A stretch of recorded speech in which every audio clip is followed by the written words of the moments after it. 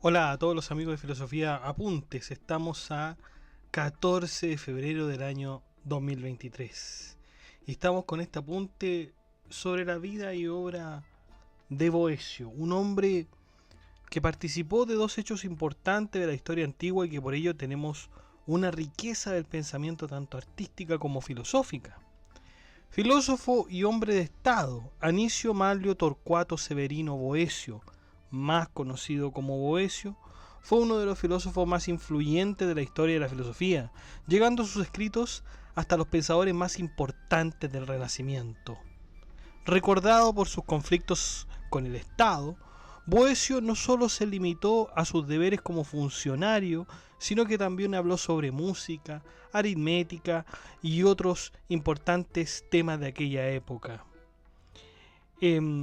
Boecio es un filósofo importante incluso también para la lógica, sobre todo para la lógica y el tema tan importante de los universales y el libre albedrío.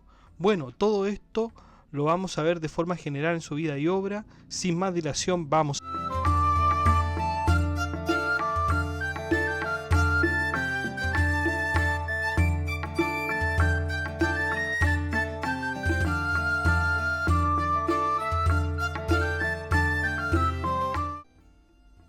Bueno, Boecio nació en Roma en el seno de una familia patricia alrededor del año 480 después de Cristo. Pero se desconoce su fecha de nacimiento exacta en todo caso. Su familia, los Anici, incluía a los emperadores Petronius Maximus y Olibrius y muchos cónsules.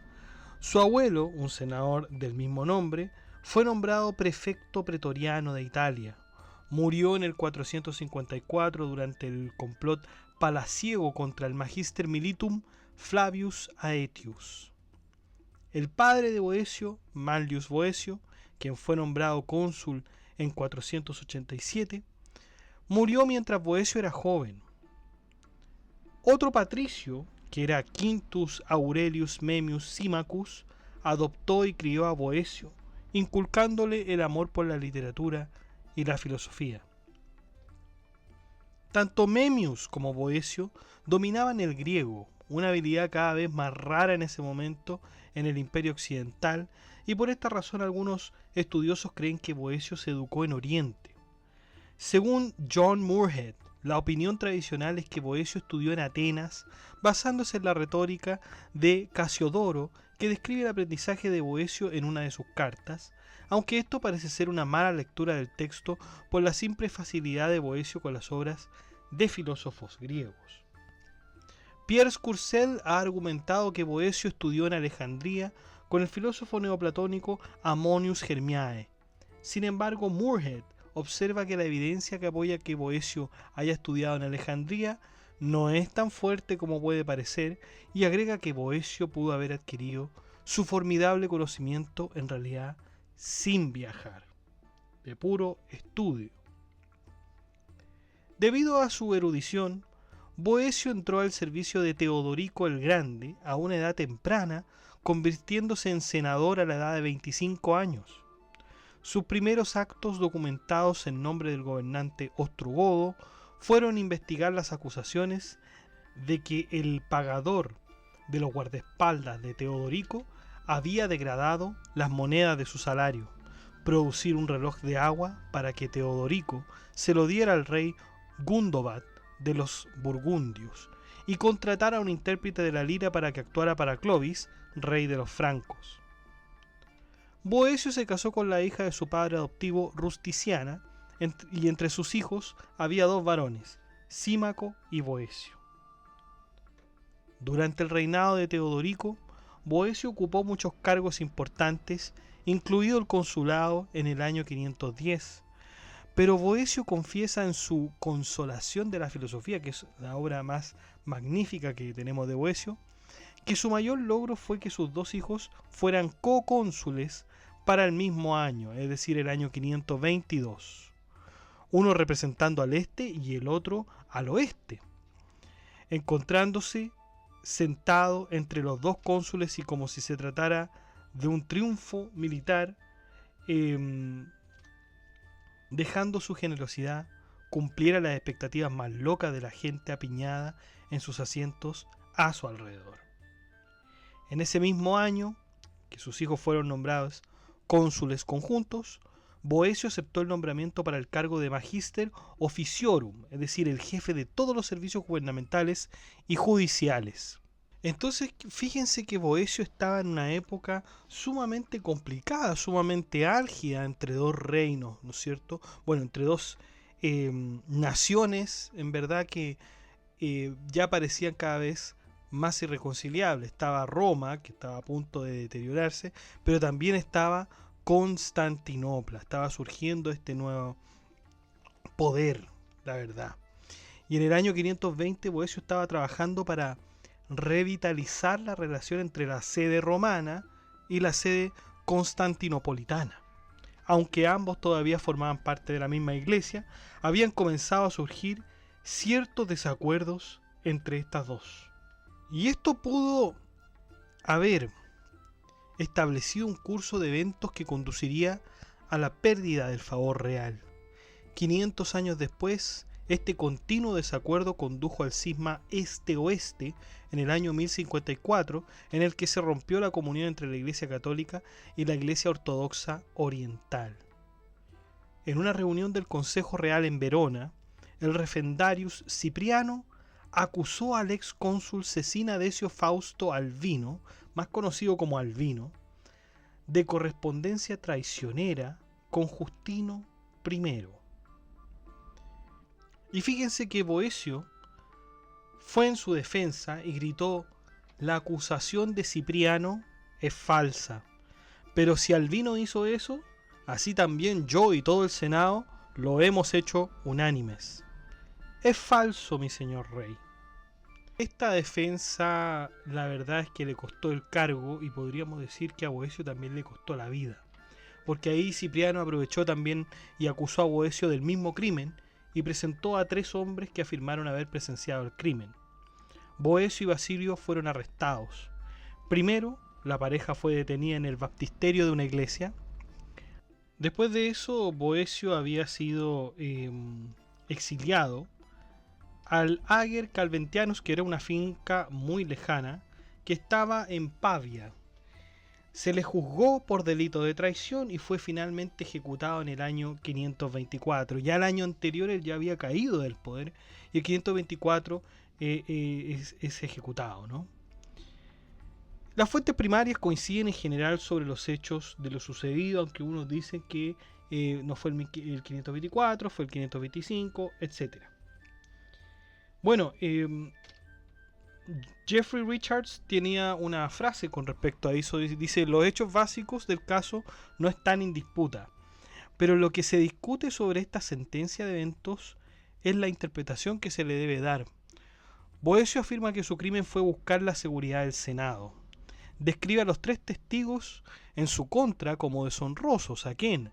A Basilius, que había sido despedido del servicio real por sus deudas, mientras que Venantius Opilio y Gaudentius habían sido exiliados por fraude. Sin embargo, otras fuentes describen a estos hombres de una manera mucho más positiva. Por ejemplo, Casiodoro describe a Cipriano y Opilio como absolutamente escrupulosos, justos y leales. Y además les dicen que son hermanos y nietos del cónsul Opilio. Teodorico, por cierto, que se sentía amenazado por los acontecimientos internacionales. Pero ¿cuál era el contexto de todo esto? Teodorico se sentía amenazado por los acontecimientos internacionales. El cisma Acacio, entendido como la ruptura entre iglesias de Oriente y Occidente, se había resuelto y los aristócratas cristianos nicenos de aquel reino buscaban renovar sus lazos con Constantinopla. El católico Gilderico se había convertido en rey de los vándalos y había dado muerte a la hermana de Teodorico, Amalafrida, y los arrianos en el este estaban siendo perseguidos.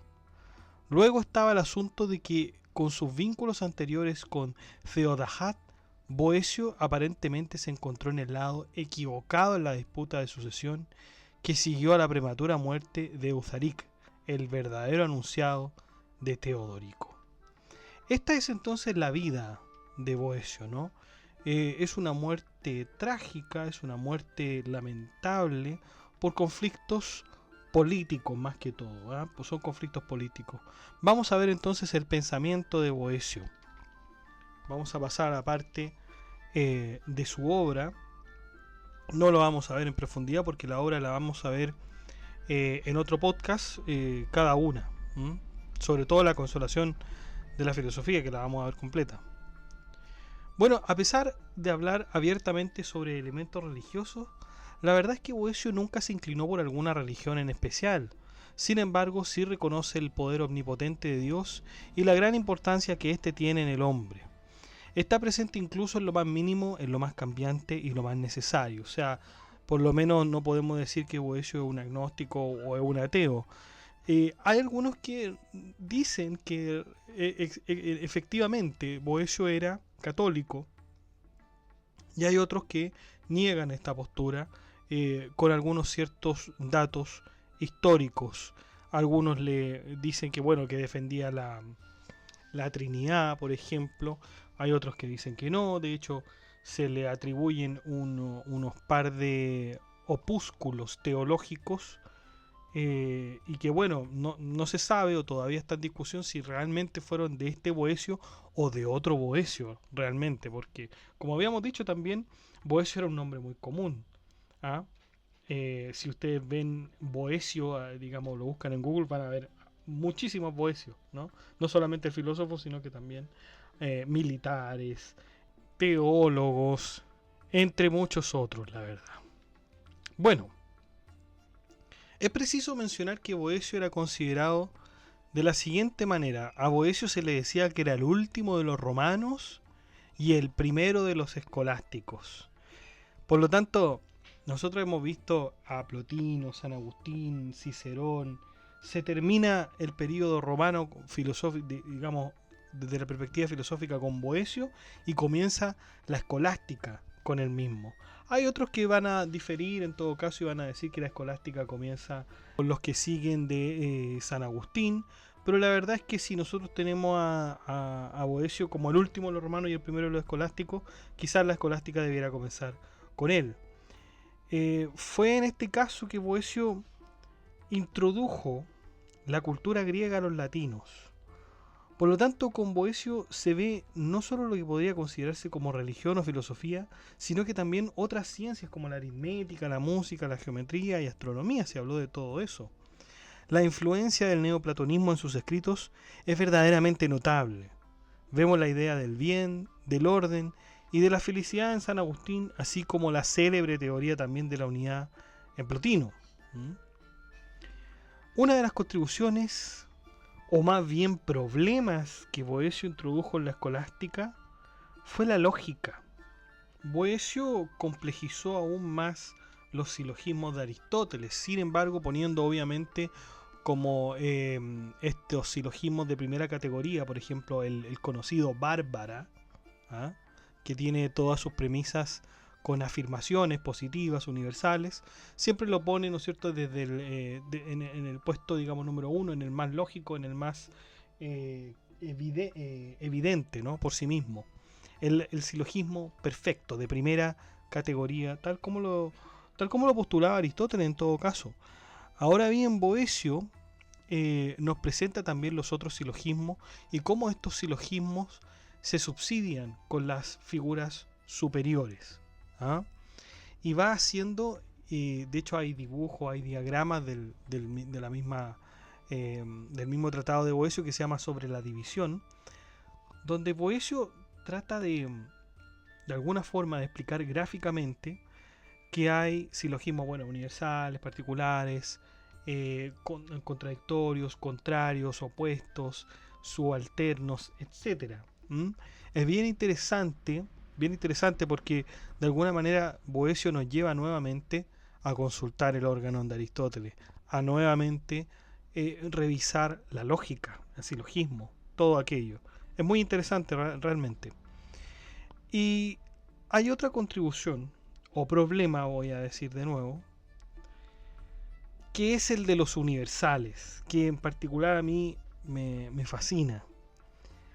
Y esta contribución radicaba fundamentalmente en la pregunta de si los universales existen o no, son corporales o no son corporales, y que si fueran incorporales están unidos a las cosas sensibles, etcétera. Nosotros ya habíamos visto el problema de los universales en un podcast anterior. En resumen, para explicar lo universales y seguir con la vida y obra de Boecio, los universales son conceptos generales o de especie por los cuales los grandes pensadores se preguntaban si estos existían en la realidad o no existían. Hay algunos que eran los realistas que decían que por supuesto que sí existían, por ejemplo, la belleza, la justicia, el amor, etcétera. Esas cosas existen en la realidad separada de lo hombre. Y por otro lado, hay quienes dicen que en realidad estas cosas no existen, que serán los nominalistas, van a decir, no, estas cosas no existen, son flatus vocis, son voces vacías. ¿Mm? Entonces, la verdad es que, bueno, cualquier cosa en todo caso se puede tomar un universal. O sea, Heráclito, por ejemplo, hablaba del río. Eh, Podemos decir que un individuo también podría ser un universal. Entonces, verdaderamente, estas preguntas son realmente importantes. Y Boecio supo identificar su importancia y trató de explicarlos. Y trató de explicarlos con una frase que realizaba Porfirio en la Isagoge. Y de verdad es que es muy, muy interesante, ¿no? Ahora yo le hablaba de nominalistas y realistas, pero la verdad es que también hay realistas moderados, conceptualistas, pero eso ya, esa categoría ya daría para otro podcast en el futuro. La cuestión es que el problema de los universales es justamente preguntarse si estos universales, estos conceptos, piensen en las ideas de Platón, existen en la realidad o están separados de la realidad, existen, digamos, independientemente del mundo sensible, del ser humano, están en la mente del ser humano. Ese es el problema de los universales, la búsqueda de lo universal en realidad. ¿Mm? Entonces con Boecio, Boecio se lo pregunta y trata de resolverlo, nos da una respuesta y todo, y de verdad que es muy interesante. Pero eso lo vamos a ver en los comentarios a la Isagoge de Porfirio. Por otro lado, tenemos otra gran obra de Boecio que es La consolación de la filosofía. Y ahí Boecio nos muestra la importancia de focalizarse no en las cosas terrenales, sino en las divinas. El libro nos muestra lo miserable que él mismo se sentía en un calabozo cuando se le aparece la filosofía. Sí, sí, la filosofía en forma de mujer, y le enseña que se ha olvidado de qué se trata esta vida. No es de las cosas materiales, sino que de las divinas. Claro, recordemos que Boecio fue encarcelado por este tema de traición. ¿Ah? Y Boecio comienza a describir lo que vive ahí en el calabozo. Y claro, se le presenta a Filosofía, que es una mujer, y, y Boecio de alguna manera se preguntaba algo muy básico, ¿no? ¿Por qué los buenos siempre están, siempre pierden y los malos siempre ganan? Digamos, eso en términos muy, muy generales, por cierto. Se pregunta esto Boecio en el calabozo y bueno, Filosofía trata de guiarlo, trata de hacerlo volver justamente a la filosofía y que dirija su mirada a las cosas divinas y no materiales. Y Dios es la felicidad misma. Entonces vamos a ver en la consolación de la filosofía un conjunto de cosas. Vamos a ver neoplatonismo, vamos a ver a San Agustín, etcétera. Es un libro muy rico en contenido, es una conversación interesante, está escrito en modo de diálogo y que vamos a ver, por cierto, en este blog. Bueno, fundamentalmente, como habíamos dicho, las obras son La consolación de la filosofía, que tiene por lo menos 5 libros, sobre la división, que habla sobre la partición real de los objetos, y el tratado sobre las partes que componen el silogismo también, donde están las distintas proposiciones que yo les hablaba y las figuras de los silogismos. ¿Eh? Lo había confundido, anteriormente había dicho la división, que ese era el tratado de la división. No, todo lo contrario, me corrijo en este podcast. No, sobre la división habla sobre la partición real de los objetos, y el silogismo categórico, que es otra obra, habla sobre las proposiciones. Y claro, está también texto que es el Opúscula Sacra, que son opúsculos, son pequeños tratados que versan sobre temas divinos, temas católicos, etcétera, que también tiene bastante filosofía. Y hay cosas muy interesantes. Se duda si la Opúscula Sacra es de Boecio. Se duda. Este era el texto que yo les decía que se dudaba. Pero bueno, ha quedado así la tradición de que este texto en realidad sí es de Boecio. Pero cuando yo por lo menos leí las dudas, me parecieron razonables. ¿Sobre qué habla Boecio en este Opúscula Sacra? Sobre la Trinidad, sobre si el Padre, el Hijo y el Espíritu Santo pueden ser sustancialmente predicados de la divinidad, cómo las sustancias pueden ser buenas en virtud de su existencia sin ser bienes absolutos, contra Eutiques y Nestorio. Fíjense que esta obra refiere a dos herejías de los tiempos de Boecio y un poco antes.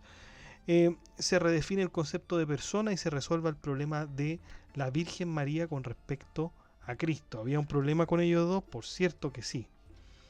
Y finalmente también el comentario de la Isagoge de Porfirio, que es un comentario a la obra del filósofo y trata de resolver también el problema de los universales. Y es bastante cortito, ¿no? Es sumamente cortito, pero antes hay que leer también la Isagoge de Porfirio, que también la vamos a analizar en este podcast. Y eso ha sido en todo, entonces, la vida y obra de Boecio. Realmente es un filósofo que no nos podemos perder si queremos entender el desarrollo de la filosofía.